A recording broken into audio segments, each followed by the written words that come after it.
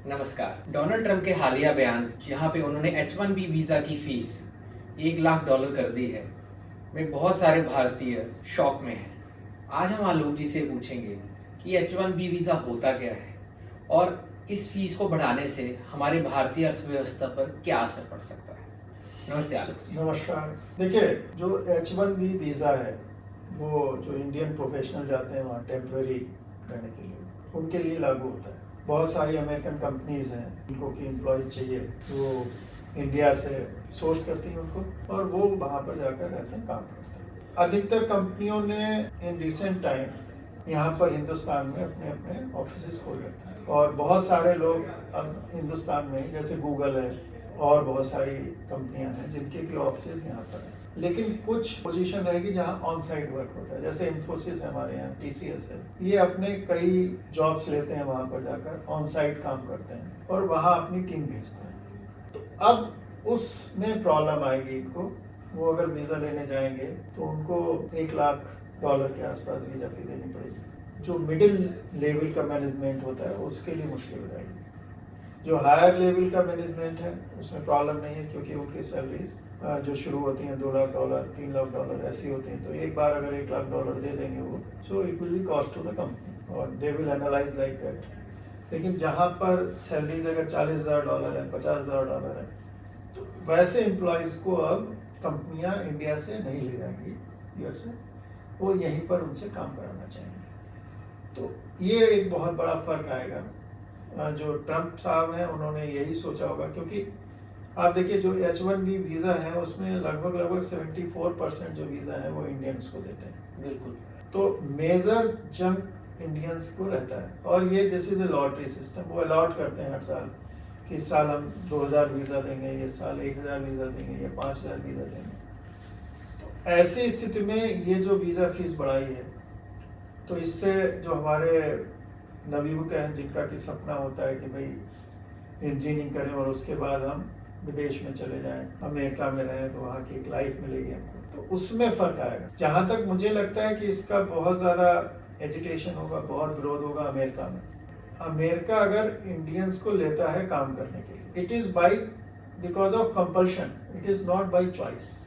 ऐसा अमेरिका को हमारे साथ कुछ प्यार नहीं है, उन्हें कॉस्ट इफेक्टिव लेबर मिल रही है और ये एक्सपर्टीज उनको मिलती है। और आप ये देखिए कि वहाँ पर अगर देखिए जितने भी अच्छे ऑर्गेनाइजेशंस हैं तो वहाँ पर बहुत ज़्यादा परसेंटेज है, हम लोग कहीं कहीं तो वी कंट्रीब्यूट मोर देन 60% जी ऑफ द वर्क फोर्स। जैसे नासा है जी, तो उसमें 60% से ज़्यादा वर्क फोर्स हमारी है।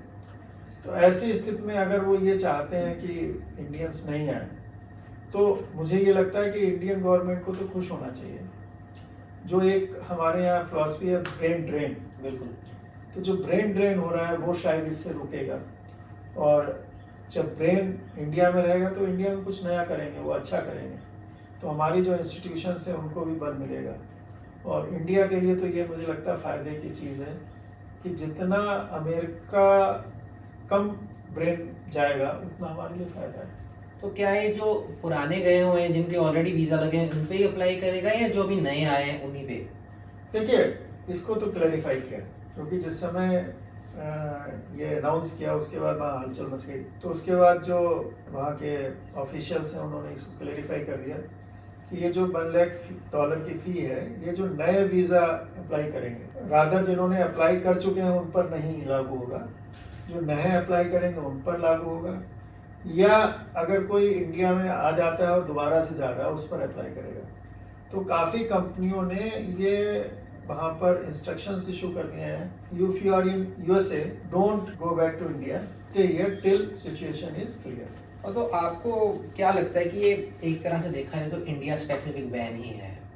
तो पहले ट्रम्प जी ने 50% टैरिफ लगा के हमारी मैन्युफैक्चरिंग को दबाव में डालने की कोशिश की है। अब जो हमारा दूसरा सबसे बड़ा दबका है सर्विस का, उस पर प्रेशर डाला जा रहा है। देखिए, आपको एक सच्चाई समझनी पड़ेगी कि जो अमेरिका है उसकी इकोनॉमिक जो हालात हैं बहुत अच्छे नहीं हैं, और जो ट्रम्प आए हैं उन्होंने कहा कि मेक अमेरिका ग्रेट अगेन। तो ये अब ट्रम्प की अपनी एक फिलॉसफी रही होगी कि किस तरीके से ग्रेट बनाएं। अभी तक जो अमेरिका की सिचुएशन थी वो ये थी कि अधिकतर हाई वैल्यू प्रोडक्ट पर इन्वेस्ट करते थे।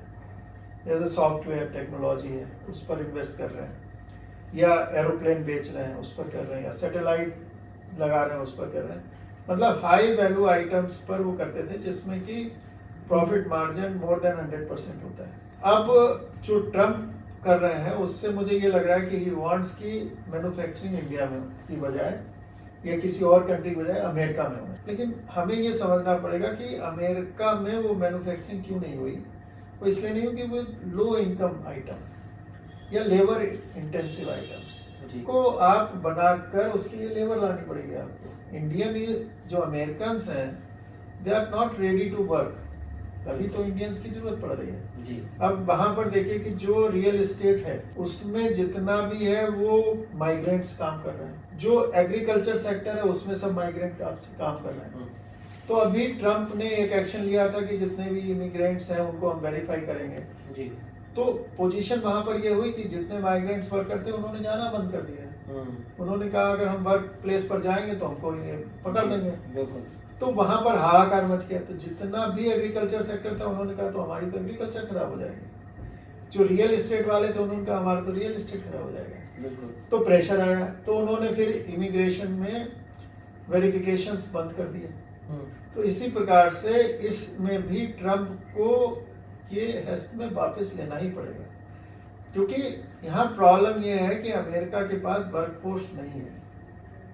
तो वो वर्कफोर्स लाने के लिए ये सब वीजा का उपयोग हो रहा है। It's not by choice, it is compulsion. तो मुझे यही लगता है कि ट्रम्प इसको रिट्रैक्ट कर लेंगे। और अभी वहाँ एजिटेशंस भी बहुत शुरू हो गए जी। और जो ट्रम्प की नीतियाँ हैं वो बहुत ही लोग एग्रेसिव वे में ले रहे हैं। और मुझे ये लग रहा है कि जो ये मिड टर्म आएगा 26 में जो आ जाएगा जी, तो उसमें बहुत संभावना इस बात की है कि ट्रम्प को अपनी जितनी ये नीतियां हैं उन पर पुनर्विचार करना पड़ेगा। तो जो इंडियंस जाना चाहते हैं आप उनके बारे में बताइए कि और भी कई तरह के वीज़ा हैं जिनमें वो अप्लाई कर सकते हैं। देखिए, पहली चीज़ तो ये है कि इंडियंस वहाँ पर वीज़ा नहीं अप्लाई करते, इंडियन इंटरव्यूज देते हैं और वहाँ की जो कंपनियां हैं वो उनके लिए वीज़ा अप्लाई करते हैं, उसी के लिए पे भी वही करते हैं। कभी भी ऐसा नहीं है कि कोई इंडिया से जा रहा है कि जस्ट लाइक दैट हम अमेरिका चले जाएंगे और वहाँ पर कोई जॉब कर लेंगे। It's not possible. वहाँ की कंपनी आपको एम्प्लॉय करती है, वो फिर वीज़ा देखती है। अगर आपको वीज़ा के लिए रिकमेंडेशन उनका है तभी वीज़ा मिलता है। तो मुझे नहीं लगता है कि अब इंडियंस को कुछ घबराने की बात है। ये उन कंपनी पर ही प्रेशर आएगा जी, जिनको की वर्कफोर्स चाहिए। और ये H1B वीज़ा केवल इंडिया के लिए नहीं है भाई। 74% अगर इंडिया के लिए है तो 26% तो और कंट्रीज भी हैं। बिल्कुल। तो सभी प्रभावित होने वाले हैं। सो मुझे नहीं लगता कि इसके लिए कोई हौला मचाने की जरूरत है जैसा कि हमें सुनने में आ रहा है। और गवर्नमेंट ऑफ इंडिया भी इसका बड़ा सरल तरीके से उन्होंने कहा कि वी आर लुकिंग। चलिए, जैसे सेक्रेटरी ऑफ होमलैंड सिक्योरिटी को उन्होंने ये पावर दे दी है कि अगर कोई इंडिविजुअल या इंडस्ट्री थोड़ा उनका नेशनल इंटरेस्ट को के लिए ज़रूरी है तो ये वीज़ा एग्जाम्प्ट भी कर सकते हैं। देखिए, पिक एंड चूज तो वो नहीं करेंगे। कंपनीज उनको अप्लाई भी नहीं करेंगे कि इस पर्टिकुलर आदमी के लिए आप वीज़ा दे दो। So they will make some parameters और उन पैरामीटर्स में अभी भी उन्हीं लोगों को वीज़ा मिलता है जो कि क्वालिफाइड है। जैसे डॉक्टर्स हैं जी, तो वो अधिकतर इंडियन डॉक्टर्स हैं। इसी तरीके से सॉफ्टवेयर प्रोफेशनल्स हैं, वो अधिकतर इंडियंस हैं। अब उनको कहाँ से वो सब्स्टिट्यूट करेंगे, क्योंकि 3 साल के बाद तो खत्म हो जाएंगे उनके वीज़ा। जी जी जी। तो जब रिन्यू करेंगे तब फिर ये $1 लाख वाला आ जाएगा क्लॉज जी। तो either they will shift their office here और दे विल वेट कि चेंजेस शुड कम। चलिए ठीक है आलोक जी, इस कॉम्प्लेक्स टॉपिक के बारे में हमारे दर्शकों को बताने के लिए आपको बहुत बहुत धन्यवाद। आपको फिर याद करेंगे। Thank you. अगर आपको हमारा चैनल पसंद आ रहा है तो इसको प्लीज़ लाइक और सब्सक्राइब कीजिए। धन्यवाद।